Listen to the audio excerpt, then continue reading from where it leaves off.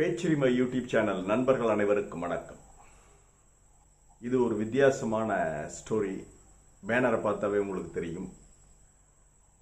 கிட்டத்தட்ட 1780களில் இருந்து இந்த பிரச்சனை ஆரம்பித்து 1784 இருந்து 1805 இரண்டாவது பார்பரி யுத்தம் நடந்து முடிகிற வரை அமெரிக்கா லிபியாவுக்கு கப்பம் கட்டி கொண்டிருந்தது.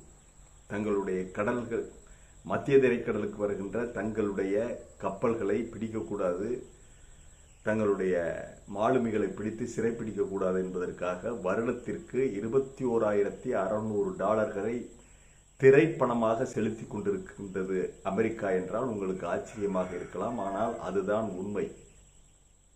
லிபியாவிற்கு, யாருக்கு? லிபியாவுக்கும் கட்டியது, அல்ஜீரியாவுக்கும் கட்டினார்கள், மொராக்கோவுக்கும் கொஞ்ச நாள் கட்டினாங்க. இது எல்லாத்தையுமே மொத்தமா இவங்க ஒட்டாமன் சாம்ராஜ்யம் அவங்கள்ட்ட துருக்கிக்கிட்ட கொடுத்துருவாங்க. அவங்க அதை பிரிச்சு கொடுப்பாங்க. கடைசியாக கட்டியது தான் ட்ரிப்போலி, அதாவது லிபியாவுக்கு. அந்த காலகட்டத்தில் லிபியாவுடைய பெயர் ட்ரிப்போலிட்டானியா, அப்படிதான் அதனுடைய பேர். அது துருக்கிய ஒட்டாமங்களுக்கு அடங்கிய ஒரு மோனார்ச்சி, அவர்களுக்கு கீழ் வந்த ஒரு மோனார்ச்சி. அப்படித்தான் இருந்தது. ஏன் அமெரிக்கா கப்பம் கட்டியது? அதன் பிறகு எப்பொழுது அதிலிருந்து விடுபட்டது அமெரிக்கா? ஏன் ட்ரிப்போலி என்ற கப்பலை, USS ட்ரிப்போலி என்ற விமானம் தாங்கி கப்பல் எதன் ஞாபகமாக தொடர்ந்து அந்த பெயரில் விமானம் தாங்கி கப்பல் இருக்கிறது என்பதை பற்றியெல்லாம் இந்த சுவாரஸ்யமான தகவல்களை பார்ப்போம்.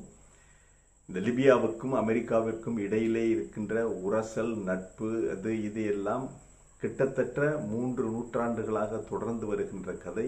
இன்றைக்கு அதனுடைய தொடர்ச்சியாக லிபிய அதிபர் கடாபி, முன்னாள் அதிபர், கொல்லப்பட்டவர் கடாபியுடைய கடைசி மகள், கடைசி கடைக்குட்டி சிங்கம் ஆயிஷா களத்திற்கு வந்திருக்கிறார். இந்த சந்தர்ப்பத்தில் இதை நாம் சொல்லுவது சரியாக இருக்கும் என்று நினைக்கிறேன். வாங்க நிகழ்ச்சிக்குள்ள போயிடலாம். இது வாய்ஸ் ஆஃப் தமிழ் வழங்கும் பேச்சுரிமை சேனல். சேனலை சப்ஸ்கிரைப் பண்ணுங்க, மறக்காம பெல் பட்டனை எழுதுங்கள், கமெண்ட் செய்யுங்கள், ஷேர் செய்யுங்கள், பிடித்திருந்தால் லைக் செய்யுங்கள், அதிகமா ஷேர் பண்ணுங்க. இப்பொழுது பார்ப்போம். அமெரிக்கா சுதந்திரம் அடைந்த, அதாவது அமெரிக்க சுதந்திர போர் நடந்து முடிந்து அதன் பிறகு தனிப்பட்ட முறையில் அவங்களுடைய கப்பல்கள், அப்ப பாய்மர கப்பல் தானே, 600 டன் 500 டன் அந்த மாதிரி கப்பல்களில் அவங்களுக்கு தேவையான பொருள்கள் மத்திய தரைக்கடலுக்கு வந்து இங்கிருந்து தான் உப்பு போன்ற பொருட்கள், ஏராளமான பொருள்களை அவங்க மத்திய தரைக்கடல் பகுதியில் வாங்கிக்கிட்டு போவாங்க. இந்த ட்ரேடுக்காக அவங்க வருவாங்க. ஆனால் அவங்களுக்கு இந்த மத்திய தரைக்கடல் பகுதி என்பது கேள்விப்பட்டிருந்தாலும் அபாயகரமான பகுதி. மத்திய தரைக்கடலில் இருந்த துருக்கிய ஒட்டாமன் சாம்ராஜ்யம், அவங்க தான் அன்றைக்கு வரைக்கும் முறியடிக்கப்பட முடியாத மிகப்பெரிய சாம்ராஜ்யம். ஐரோப்பியர்களை எல்லாம் ஆட்டி வைத்தவர்கள். அந்த துருக்கி ஒட்டாமன் சாம்ராஜ்யத்தினுடைய சிற்றரசுகளாக அவர்களுக்கு திரைப்பணம் செலுத்தியவர்களாக இருந்தவர்கள் மத்திய தரைக்கடல் பகுதியில் கோலோச்சிய அல்ஜீரியா, மொராக்கோ, லிபியா, டூனிஸ் போன்ற நாடுகள். இவங்களையெல்லாம் பார்பரி ஸ்டேட்னு சொல்லுவாங்க. அது பார்பரியன்னா பைரேட்ஸ் தான். அவங்க பூரா கடல், இந்த கப்பல்களில் ஐரோப்பிய கப்பல்களை கொள்ளையடித்து அவங்களை சிறைப்பிடித்து அவர்களை ஸ்லேவரின்னு சொல்லுவாங்க. அதாவது அடிமை சந்தையில் இந்த மாலுமிகளை அவங்களையெல்லாம் விற்கிறது, பெண்கள் இருந்து அவங்கள விற்கிறது, கப்பலை கொள்ளையடிக்கிறது, பிடிச்சி வச்சுக்கிட்டு இந்த ரான்சம், அந்த இழப்பீடு, இந்த தொகை வாங்குறது, பிணைத்தொகை வாங்குறது, இப்படி தான் இவங்களுடைய பொழுது வாழ்க்கை எல்லாமே இப்படி தான் இருந்தது.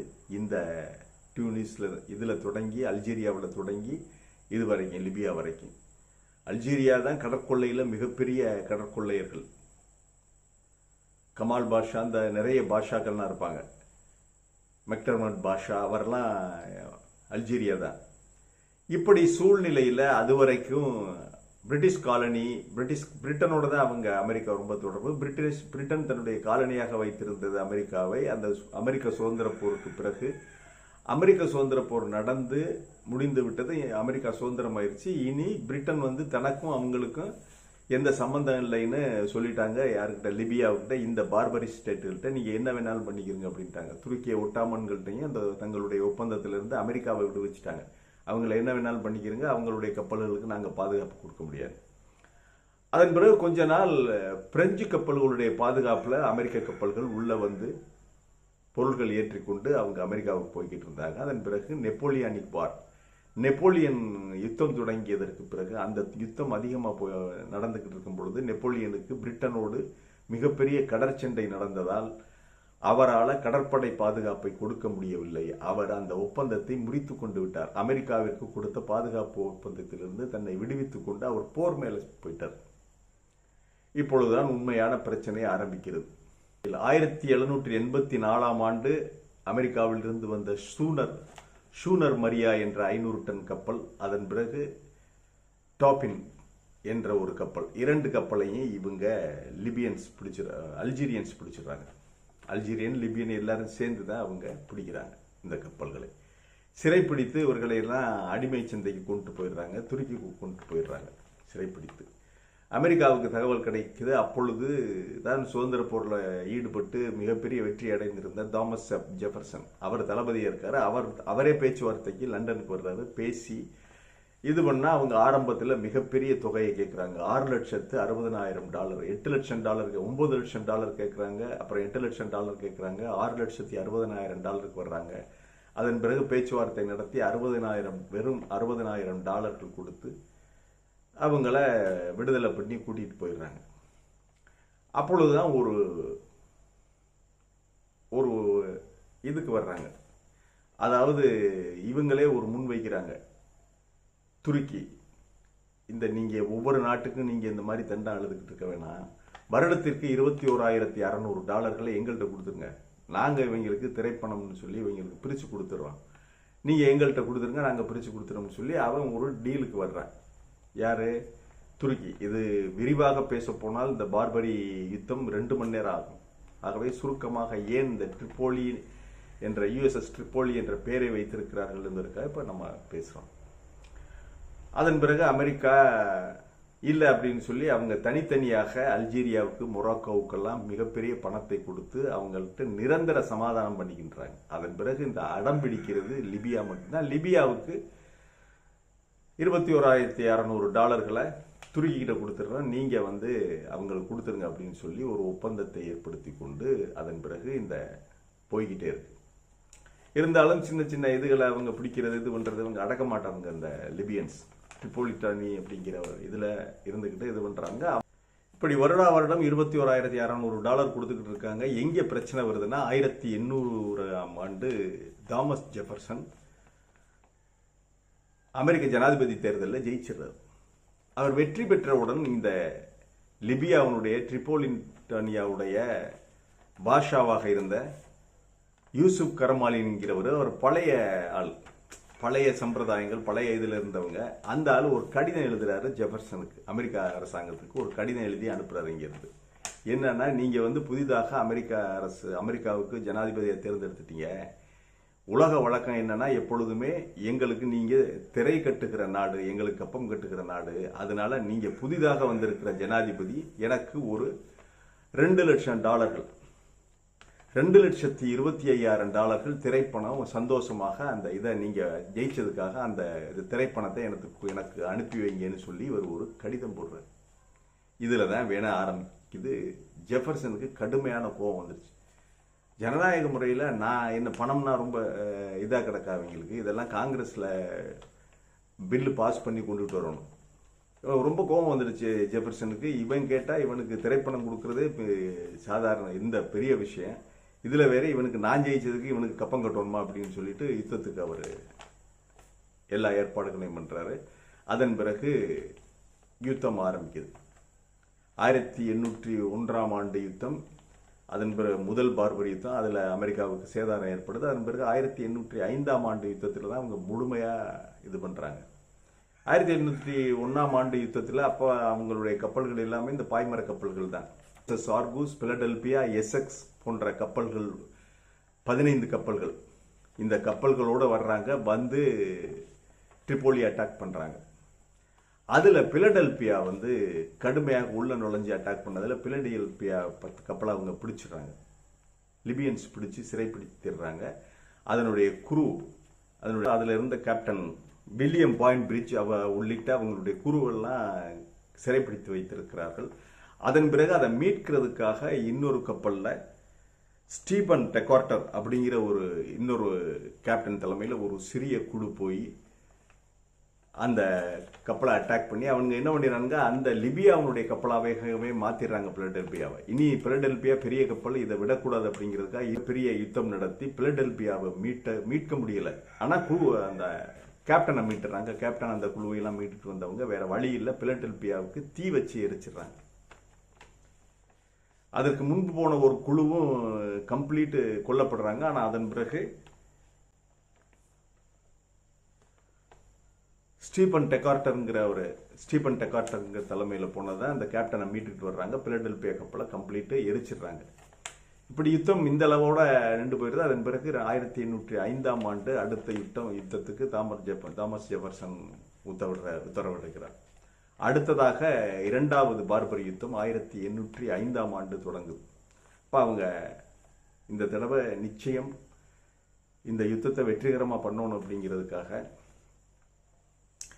பழைய கான்சல் இருந்தவர், அதாவது ட்ரிப்போலிக்கான பழைய கான்சல் ஜெனரல் தூதராக இருந்தவர், மிகப்பெரிய வீரர். இந்த வில்லியம் ஈட்டன் என்பவர் பழைய கான்சல் ஜெனரல், ஆனால் மிகப்பெரிய வீரர். இவர் என்ன செய்யறாரு, அமெரிக்க அரசோடு ஜெஃபர்சனோடு சேர்ந்து ஒரு திட்டம் தீட்டி அலெக்சாண்ட்ரியாவில் இவங்க அராப்ஸ், கிரீக்ஸ், பெர்பர்ஸ் உள்ளிட்ட கூலிப்படைகளை தயார் பண்றாரு. ஒரு 500 to 800 பேர் கொண்ட கூலிப்படையை தயார் பண்ணி அவங்களுக்கு ஒரு $20,000 அவங்களுக்கு எல்லாம் பேசி ஒரு நாளைக்கு இத்தனை டாலர் அப்படிங்கிற இது பேசி, இறந்து விட்டால் இவ்வளவு பணம் கொடுக்கறது அப்படிங்கிறது பேசி அவர் என்ன பண்றாரு, அங்கிருந்து அலெக்சாண்ட்ரியாவிலிருந்து டெசர்ட் வழியாக இவங்களை கூட்டிட்டு வர்றாரு. கூட்டிட்டு வந்து தேவையான ஆயுதங்கள் இதெல்லாம் முன்னாடியே முன்னேற்பாடாக ட்ரிப்போலியை கடல் வழியாக தாக்குறதுக்கும் ஒரு கப்பற்படையை அவங்க தயார் பண்ணிட்டு, இத்தனாம் தேதி சரியா நாங்க வந்து டெர்னா துறைமுகத்தை தாக்குறோம், அது மிகப்பெரிய போர்ட், டெர்னா துறைமுகத்தை தாக்கிறோம் அப்படின்னு சொல்லிட்டு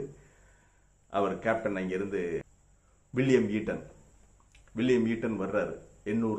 அவங்களுடைய 800 பேரு, அவங்க அமெரிக்க வீரர்கள், இவங்க மெர்சினரிஸ் எல்லாம் சேர்த்து ஆயுதங்கள், சிறிய ரக பீரங்கிகள் எல்லாத்தையும் ஒட்டகங்கள்ல அதில் ஏற்றிக்கிட்டு மிகப்பெரிய குழுவாக அவங்க வந்து சேர்ந்துடுறாங்க. பாலைவனத்தை கிடக்கிறதா மிகப்பெரிய சவால், தண்ணி இல்லாமல் இது இல்லாமல் கடைசியாக வந்து சேர்ந்துடுறாங்க.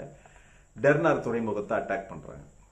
குறித்த நாளில் மிகச்சரியாக டெர்னாவை அட்டாக் பண்ணி அதில் கேப்டனுக்கு மிகப்பெரிய காயம் கையில் ஏற்பட்டாலும் அவர் என்ன செஞ்சிடறாங்க, ரொம்ப சமயோஜிதமாக அடிக்கிறாங்க. அந்த சமயத்தில் அமெரிக்க கடற்படை டெர்னா போர்ட் மேலே சரியான சரமாரியாக தாக்குதல் நடத்துகிறாங்க. லிபிய படைகள் தோற்று ஓடிடுறாங்க. மிக சமயோஜிதமாக வில்லியம் ஈட்டன் என்ன பண்ணுறாரு, அமெரிக்க கொடியை ஏற்றுறாரு. அந்த போர்ட்டில் அமெரிக்க கொடியை ஏற்றின உடனே அவங்க பயந்துடுறாங்க. லிபிய சோல்ஜர்கள் பயந்து பின்வாங்கி ஓடிடுறாங்க. அதன் பிறகு அவங்க துரத்தி அடிக்கப்பட்டு ட்ரிப்போலி வரைக்கும் போய் அப்புறம் ட்ரிப்போலியையும் பிடிக்கிறத வில்லியம் ஈட்டனுடைய குறிக்கோள். அதற்காக அவர் எல்லாம் தயார் பண்ணிக்கிட்டு ட்ரிப்போலி எதுவுங்கிற போது அவங்க சமாதான பேச்சுவார்த்தை அங்கே நடந்தது.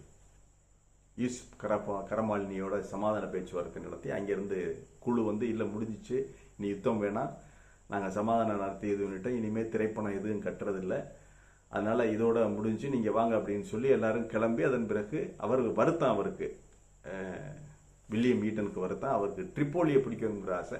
ஆனால் அமெரிக்க உயர் அதிகாரிகள் நிலைமையை சொல்லி நம்மகிட்ட படைபலம் பத்தாது, மறுபடியும் அமெரிக்காவிலிருந்து இந்த பாய்மர கப்பல்கள் தானே கொண்டுகிட்டு வரணும்னு எல்லாத்துக்கும் தட்டுப்பாடு, உணவு, வெடிமருந்து எல்லாத்துக்கும் தட்டுப்பாடு, நிறைய சோல்ஜர்கள் வவுண்டட் ஆகிட்டாங்க. அதனால இதோட மரியாதையாக நம்ம இது பண்ணிட்டு போயிடுவோம் அப்படின்னு சொல்லிட்டு, இதுதான் முதலில் அமெரிக்காவுக்கு அந்நிய மண்ணில் கிடைத்த முதல் வெற்றி. முதலில் இன்னொரு நாட்டை பிடித்து அங்கு அமெரிக்க கொடி ஏற்றப்பட்டது இந்த டெர்னா துறைமுகத்தில்.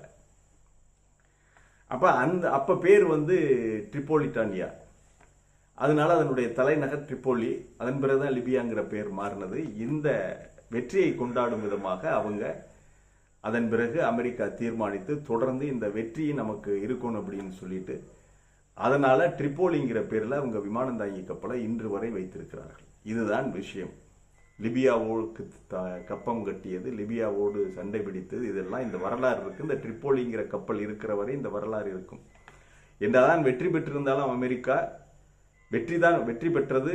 டெர்னா துறைமுகத்தை கைப்பற்றியது. வெற்றியோடு திரும்பி சென்றார்கள். அந்நிய மண்ணில் தங்களுடைய முதலாவது கொடியை ஏற்றினார்கள், அமெரிக்க கொடியை. என்றாலும் ஒரு காலத்தில் கிட்டத்தட்ட 10 ஆண்டுகளுக்கு மேல் அமெரிக்கா லிபியாவிற்கு கப்பம் கட்டியது என்பதுதான் உண்மை.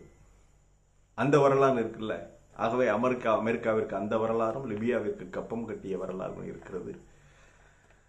அந்நிய மண்ணில் முதலாவது வெற்றியை பெற்ற வரலாறும் இதில் அடங்கி இருக்கிறது. அதனால் தான் அமெரிக்கர்கள் ட்ரிபோலி என்ற கப்பலை, விமானந்தாங்கி கப்பலை வைத்திருக்கிறார்கள், லிபியாவினுடைய தலைநகர் பெயர். மீண்டும் ஒரு காணொலியிலே சந்திக்கிறேன். இது வாய்ஸ் ஆஃப் தமிழ் வழங்கும் பேச்சுரிமை சேனலை சப்ஸ்கிரைப் பண்ணுங்க, மறக்காம பெல் பட்டனை அழுத்து, கமெண்ட் செய்யுங்கள், ஷேர் செய்யுங்கள், பிடித்திருந்தால் லைக் செய்யுங்கள். நன்றி.